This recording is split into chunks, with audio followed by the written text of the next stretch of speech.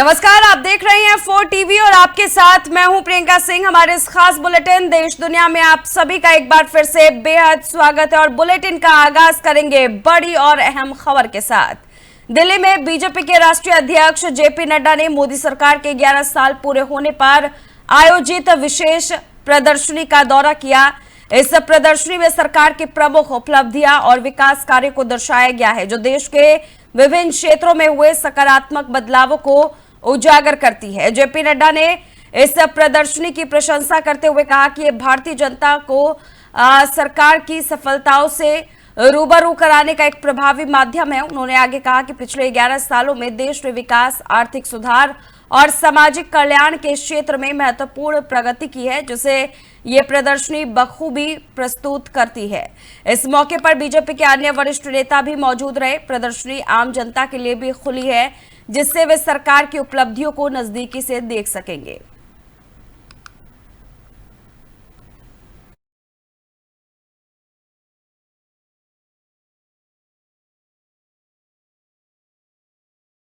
ग्यारह साल पहले देश ने एक नई उम्मीद के साथ नरेंद्र मोदी को जिम्मा सौंपा था और आज उस जिम्मेदारी के 11 साल पूरे होने पर बीजेपी नेतृत्व इस विकसित भारत के अमृतकाल की शुरुआत मान रहा है।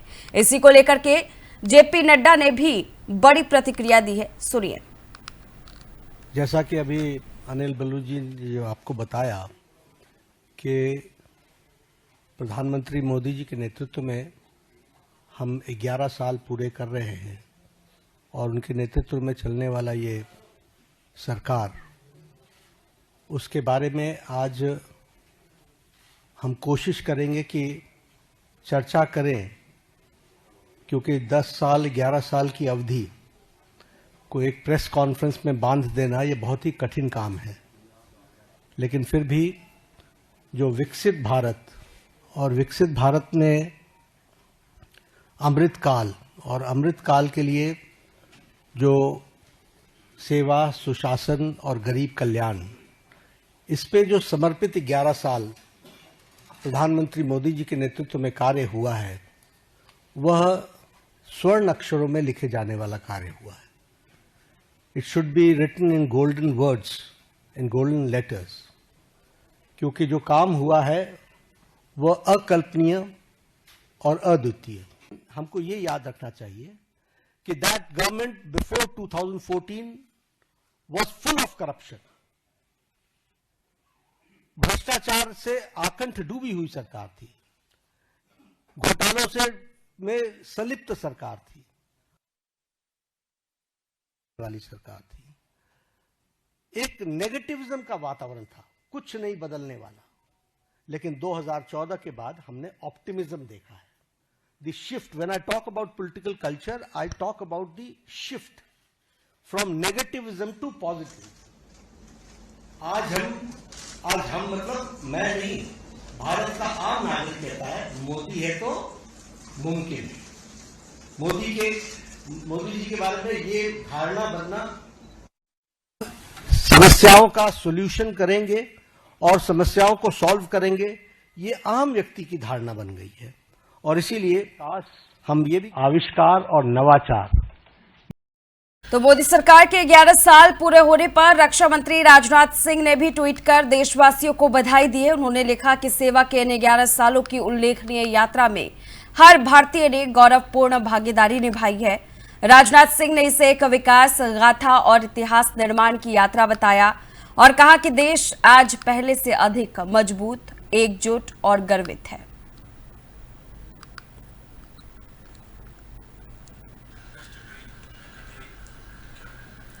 और चलिए अगली बड़ी खबर की ओर रुख करेंगे, इंदौर की तरफ, जहां पर राजा रघुवंशी हत्याकांड से जुड़ी बड़ी कार्रवाई सामने आई है। इंदौर पुलिस की क्राइम ब्रांच और शिलांग पुलिस ने 3 आरोपियों की मेडिकल जांच किया है। अस्पताल में जांच कराई गई है और इसके बाद उन्हें जिला न्यायालय में पेश किया गया है। मामले में पुलिस की जांच तेजी से आगे बढ़ रही है और अब कोर्ट में अगली प्रक्रिया का इंतजार किया जा रहा है।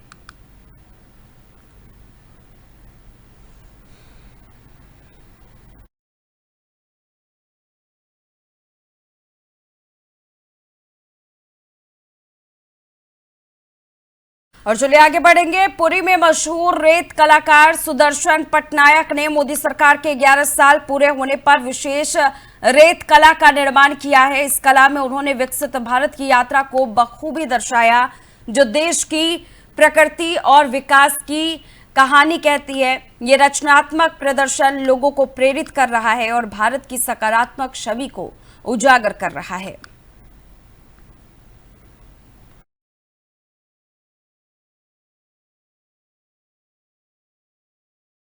और अब खबर इंदौर से, जहां राजा रघुवंशी और सोनम रघुवंशी केस में मेघालय पुलिस को बड़ी सफलता मिली है। मेघालय के उप मुख्यमंत्री प्रेस्टोन ने जानकारी दी है कि इस हाई प्रोफाइल मामले में अब तक 4 लोगों को गिरफ्तार किया जा चुका है। 2 इंदौर से है और 1 उत्तर प्रदेश के लतीफपुर से। सबसे अहम बात यह है कि सोनम रघुवंशी ने खुद गाजीपुर में आत्मसमर्पण किया है और वो अब यूपी पुलिस की सुरक्षित हिरासत में है। मेघालय पुलिस ने इस मामले की जांच के लिए एसआईटी गठित की है, जिसमें एसडीआरएफ, एनडीआरएफ और स्थानीय एजेंसियों ने मिलकर 24 घंटे काम किया।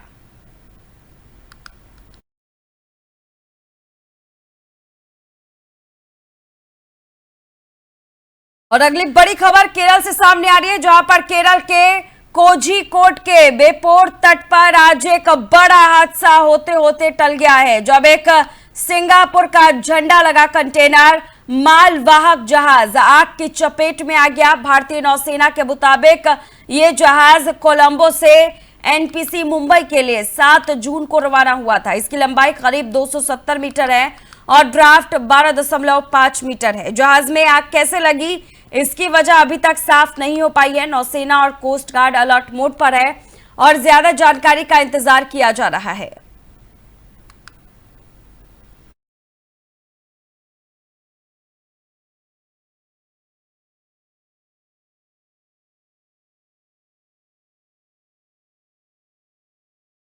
कोच्चि के समुद्री इलाके में एक गंभीर हादसा हुआ है। कोलंबो में नहावा शेवा जा रहे MV1 हाई 503 जहाज के डेक के नीचे विस्फोट हुआ है। इस घटना में 4 क्रू सदस्य लापता हो गए हैं और 5 घायल हैं। जहाज पर कुल 22 क्रू सदस्य और कंटेनर युक्त कार्गो था। भारतीय तट रक्षक ने न्यू मैंगलोर, कोच्चि और अगत्ती से त्वरित सहायता भेजी है। घटना की गंभीरता को देखते हुए बचाव और राहत कार्य जारी है।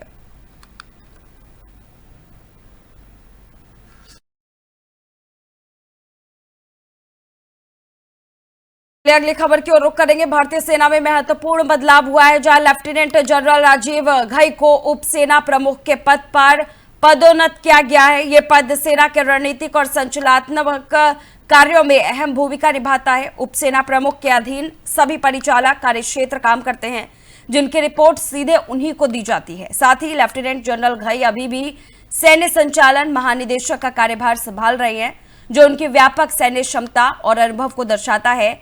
यह पदोन्नति भारतीय सेना के नेतृत्व क्षमता को और मजबूत करने की दिशा में एक महत्वपूर्ण कदम माना जा रहा है। सेना के इस निर्णय से परिचालन दक्षता और सुरक्षा व्यवस्थाओं को और बेहतर बनाने की उम्मीद जताई जा रही है।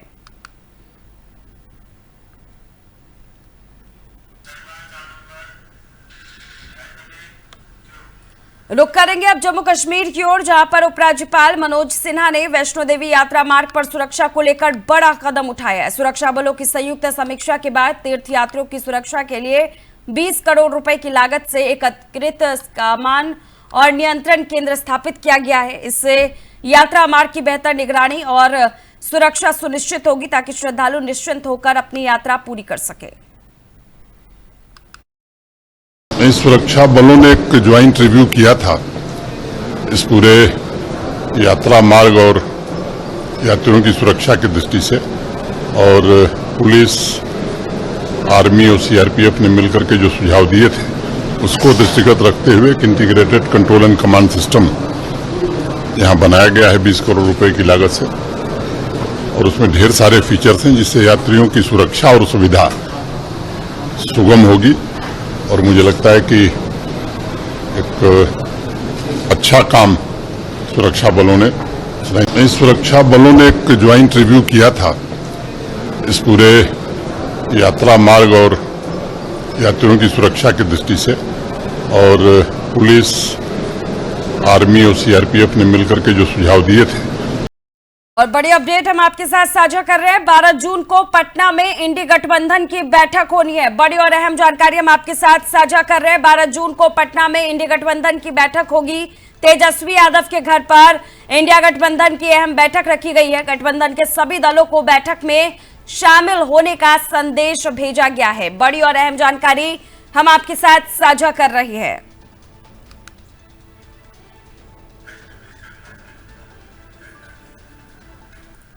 तो वही पंजाब से एक चौंका देने वाली गिरफ्तारी हुई है। यूट्यूबर जसवीर सिंह, जो जान महल नाम से यूट्यूब चैनल चलाता है, उसे 4 जून को जासूसी के आरोप में गिरफ्तार किया गया है। पुलिस जांच में सामने आया है कि जसवीर सिंह का सीधा संपर्क पाकिस्तान के खुफिया ऑपरेटिव शाकिर उर्फ जट रंधावा से था, जो एक आतंकी समर्थित जासूसी नेटवर्क का हिस्सा है। जसवीर की यूट्यूबर ज्योति मल्होत्रा और पाकिस्तानी उच्चायोग के निष्कासित अधिकारी एहसान उर रहीम से भी करीबी बातचीत सामने आई है। फिलहाल उसे मोहाली कोर्ट में पेश किया गया है और जांच एजेंसियां उससे गहन पूछताछ कर रही है।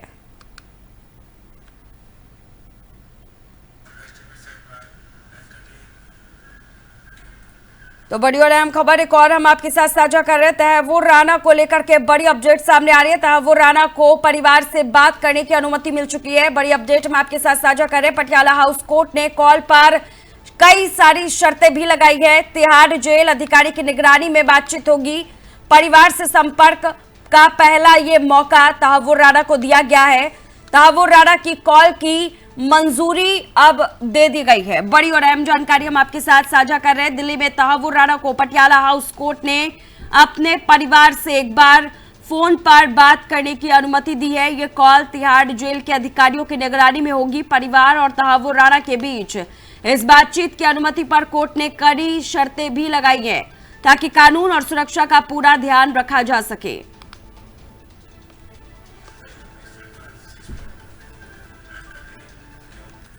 चलिए रुक करेंगे दिल्ली की ओर, जहां पर कोरोना के मामले लगातार बढ़ते जा रहे हैं और इसी से जुड़ी ये बड़ी अपडेट सामने आ रही है। देश में कोरोना के 358 नए मामले दर्ज किए गए हैं। एक्टिव केस की बात करें तो संख्या अब 6451 पर पहुंच चुकी है। 24 घंटे में तेजी से संक्रमण के आंकड़े बढ़ गए हैं।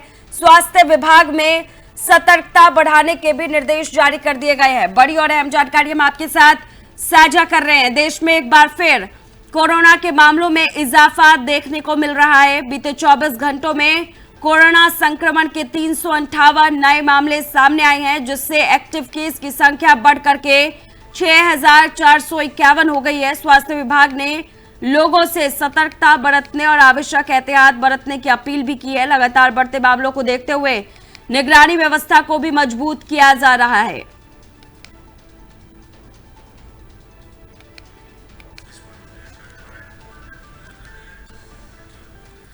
चलिए अब खबरों की ओर रुख करेंगे। लखनऊ से बड़ी और सियासी खबर सामने आ रही है। समाजवादी पार्टी प्रमुख अखिलेश यादव ने केंद्र और उत्तर प्रदेश सरकार पर तीखा हमला बोला है। अखिलेश यादव ने कहा है कि अगर केंद्र सरकार के 11 और यूपी सरकार के 9 साल जोड़ दिए जाए तो 20 साल बनते हैं और अब जनता को इन 20 सालों का हिसाब चाहिए। उन्होंने सवाल किया कि आखिर इन 2 दशकों में सरकार ने आम लोगों के लिए क्या किया।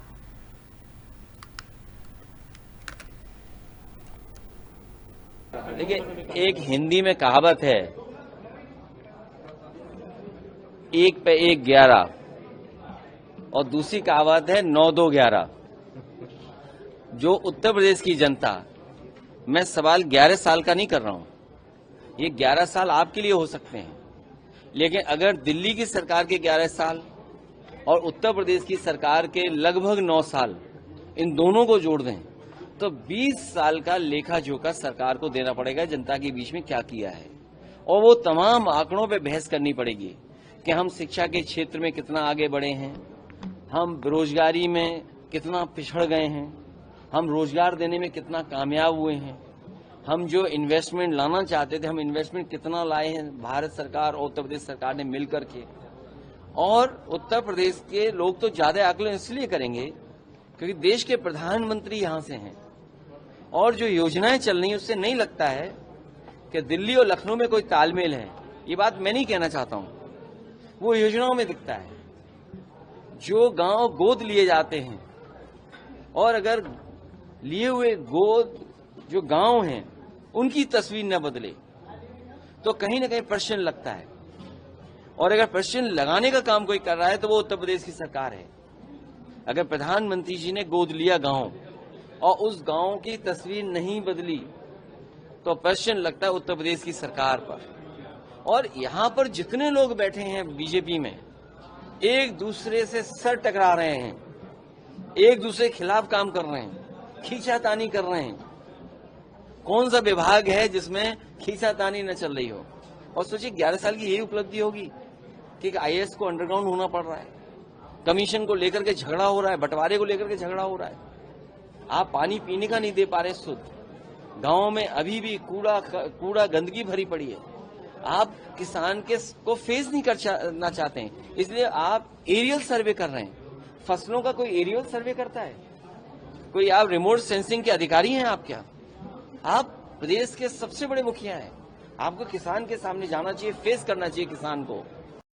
तो वहीं मुंब्रा रेल हादसे को लेकर शिवसेना नेता आदित्य ठाकरे ने रेल मंत्री पर कड़ा निशाना साधा है। उन्होंने कहा कि रेल मंत्री बन चुके हैं और पिछले 2 से 3 सालों में हुई कई भयानक रेल हादसों के बावजूद कोई जिम्मेदारी लेने को तैयार नहीं है। आदित्य ठाकरे ने कहा कि जनता बार बार इस्तीफे की मांग कर रही है।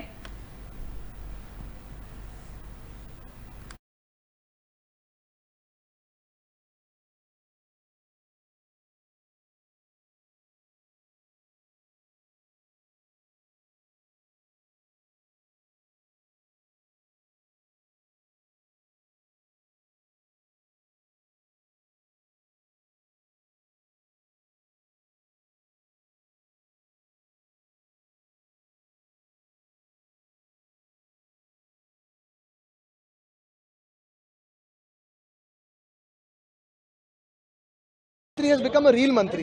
There have been multiple accidents in the railway sector in the last 2 or 3 years which have been terrible, but no one's coming forward to claim any responsibility.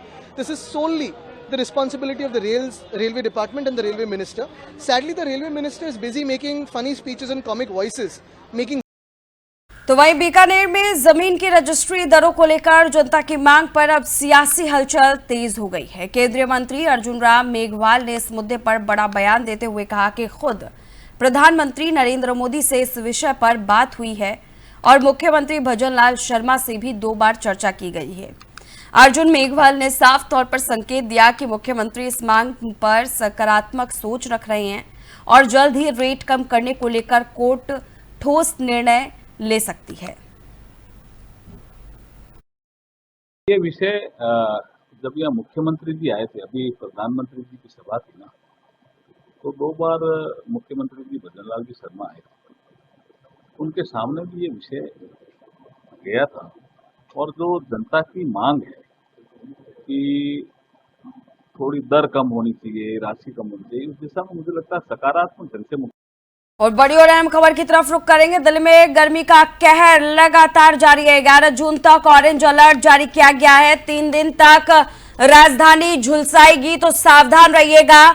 भीषण गर्मी से दिल्ली का हाल बेहाल हो चुका है। मौसम विभाग की तरफ से भी अलर्ट जारी कर दिया गया है। तपिश बढ़ेगी, अब राहत नहीं सिर्फ आग बरसेगा। दिल्ली वालों को अलर्ट रहने की जरूरत है। गर्मी का ये बड़ा प्रकोप इस बार देखने को मिलेगा। दिल्ली में गर्मी ने अपना रौद्र रूप दिखाना शुरू कर दिया है। मौसम विभाग ने राजधानी में अगले 3 दिनों के लिए भीषण गर्मी का ऑरेंज अलर्ट जारी किया है। पारा 45 डिग्री के पार जा सकता है और हीट वेव की स्थिति बनने की पूरी तरह से संभावना है। लोगों को सलाह दी गई है कि वो दोपहर के समय घर से बाहर निकलने से बचे, खास करके बच्चे और बुजुर्ग। दिल्ली के हेल्थ डिपार्टमेंट ने भी हाई अलर्ट जारी कर दिया है ताकि गर्मी से होने वाली बीमारियों को रोका जा सके। राजधानी की सड़कों पर तपती जमीन और लू के थपेड़े इस बात के संकेत है कि अभी राहत की उम्मीद नहीं है।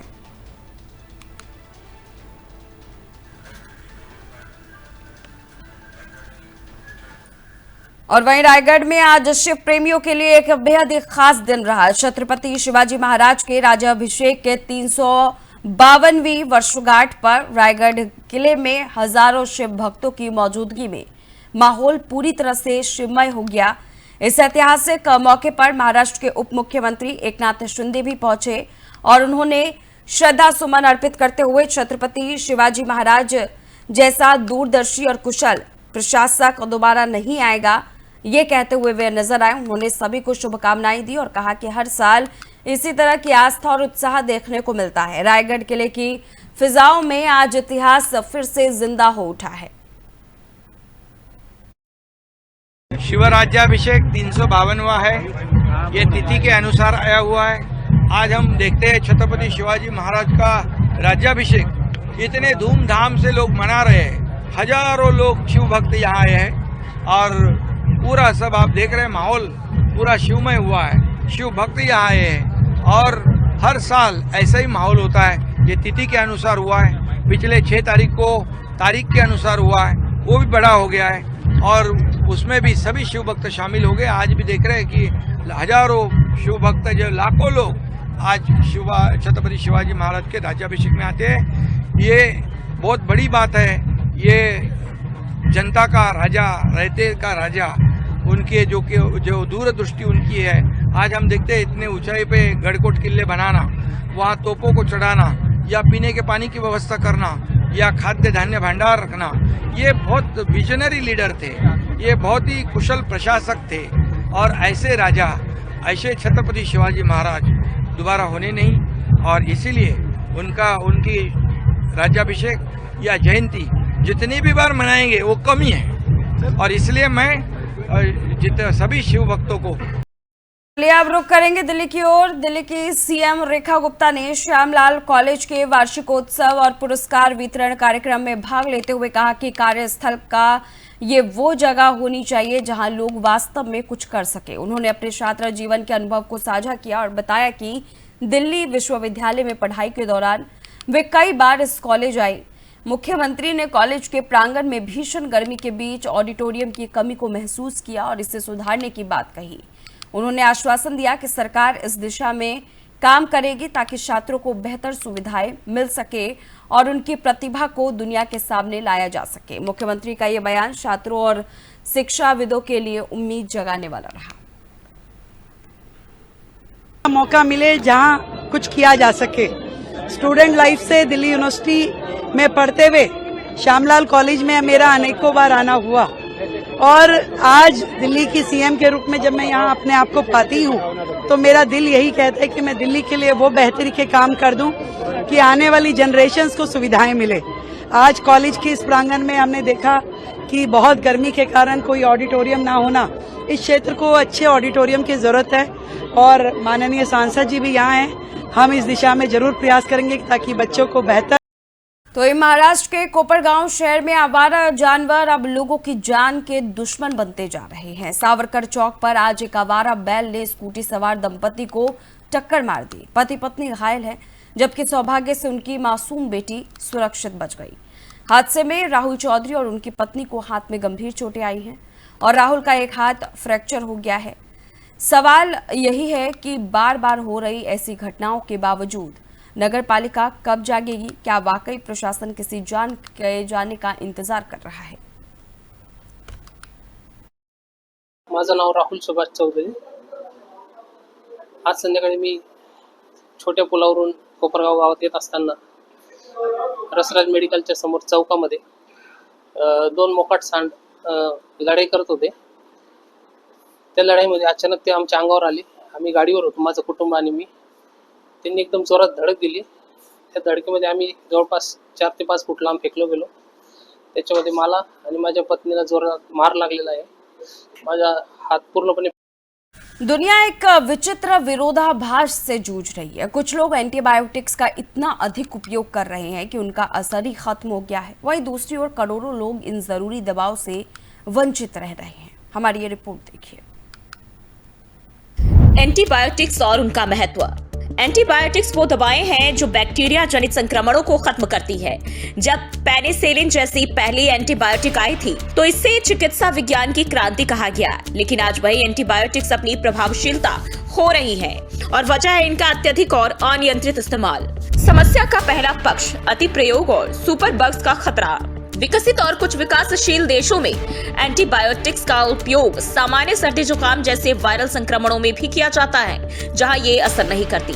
नतीजा ये होता है कि बैक्टीरिया धीरे धीरे इन दवाओं के प्रति अपनी प्रतिरोधक क्षमता विकसित कर लेते हैं। इससे सुपर बग्स का जन्म होता है, ऐसे एंटीबैक्टीरिया जिन पर कोई दवा काम नहीं करती।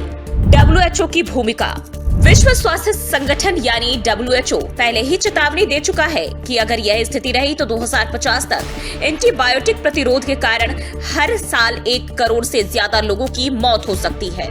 समस्या का दूसरा पक्ष, जरूरतमंदों को एंटीबायोटिक्स ना मिलना। वही दुनिया के कई निम्न और मध्यम आय वाले देशों में एंटीबायोटिक्स का ना मिलना एक बड़ी चुनौती बनी हुई है। यहाँ लोग साधारण संक्रमणों से भी अपनी जान गंवा रहे हैं, क्योंकि ये दवाएं स्थानीय स्वास्थ्य केंद्रों में उपलब्ध नहीं है या फिर उनकी कीमत इतनी अधिक है कि आम आदमी उन्हें खरीद ही नहीं सकता। स्वास्थ्य सेवाओं का जरूरतमंद तक न पहुंचना, आपूर्ति में खामियां और सरकारी नीतियों की कमी इस संकट को और गहरा बना देती है। इसका नतीजा ये होता है कि लाखों लोगों के लिए इलाज का एक बुनियादी अधिकार भी एक दूर का सपना बनकर रह गया है। अगर केवल भारत की बात करें तो केवल भारत में ही CRGN संक्रमण के सबसे अधिक मामले थे और इसके इलाज के लिए भी एंटीबायोटिक दवाओं के 80% कोर्स खरीदे गए, लेकिन फिर भी भारत सिर्फ 7.8% लोगों का ही इलाज कर सका। एंटीबायोटिक्स के पूरे कोर्स का मतलब वह दवाइयों का पूरा सेट है जो एक मरीज को संक्रमण को पूरी तरह ठीक करने के लिए एक निश्चित अवधि तक लेना होता है। विशेषज्ञों की राय, यह एक गंभीर विरोधाभास। डॉक्टर और स्वास्थ्य नीति विशेषज्ञ इसे एक सार्वजनिक स्वास्थ्य संकट मानते हैं। दिल्ली स्थित एक वरिष्ठ संक्रामक रोग विशेषज्ञ डॉक्टर सविता मेहरा कहती है, हम 2 विपरीत संकटों का सामना कर रहे हैं। अमीर देशों में दवाओं का दुरुपयोग और गरीब देशों में उसका न मिलना। यह असमानता वैश्विक स्वास्थ्य सुरक्षा के लिए खतरा है। GARDP की रिपोर्ट। गैर लाभकारी संस्था global antibiotic research and development partnership ने हाल ही में 8 निम्न और मध्यम आय वाले देशों में लगभग 15 लाख कार्बापेनम प्रतिरोधी ग्राम नेगेटिव संक्रमणों का अध्ययन किया। इस रिपोर्ट में बताया गया कि अधिकांश मरीजों को सही एंटीबायोटिक समय पर नहीं मिल पाई, जिससे संक्रमण बढ़ा और मौत हो गई। रिपोर्ट के मुताबिक एंटीबायोटिक का समय पर न मिलना और दवाओं की कीमतें इनके प्रमुख कारण बताए जा रहे हैं। संभावित समाधान। सभी देशों को एंटीबायोटिक के सही और जिम्मेदार उपयोग को बढ़ावा देने के लिए विशेष प्रशिक्षण कार्यक्रम अपनाने चाहिए। ऐसे कार्यक्रम डॉक्टरों, दवाई दुकानदारों और अन्य स्वास्थ्य कर्मियों को एंटीबायोटिक्स को सोच समझकर प्रयोग के बारे में जागरूक और प्रशिक्षित करते हैं। इससे दवाओं के अनावश्यक और गलत इस्तेमाल को रोका जा सकता है, जो प्रतिरोधक क्षमता बढ़ने का मुख्य कारण है। इसके अलावा यह प्रशिक्षण मरीजों को सही जानकारी देने में भी मदद करता है, ताकि वे दवाओं का गलत इस्तेमाल ना करें। और इस तरह के प्रयासों से एंटीबायोटिक प्रतिरोध की समस्या को काफी हद तक नियंत्रित किया जा सकता है। इसके साथ ही वैश्विक आपूर्ति तंत्र को मजबूत करना होगा और WHO के साथ अन्य अंतर्राष्ट्रीय संस्थानों को सहयोग कर कम आय वाले देशों में दवाओं की सुगम उपलब्धता सुनिश्चित करनी चाहिए। इसके साथ ही नए एंटीबायोटिक्स की खोज के लिए फंडिंग और अनुसंधान को प्राथमिकता दी जानी चाहिए और जनता को ये भी सिखाने की जरूरत है कि एंटीबायोटिक्स का इस्तेमाल डॉक्टर की सलाह से ही करें। दुनिया को एक साथ मिलकर इस विरोधाभास से निपटना होगा, न सिर्फ सुपर बग्स से लड़ने के लिए बल्कि यह सुनिश्चित करने के लिए भी कि हर व्यक्ति को जीवन रक्षक दवाएं समय पर मिल सके। यह सिर्फ चिकित्सा का मुद्दा नहीं, बल्कि समाज के लिए न्याय और विश्व। तो फिलहाल इस खास बुलेटिन बस इतना ही। रुकेंगे एक छोटे से ब्रेक के लिए। ब्रेक के उस पार खबरों का सिलसिला जारी है।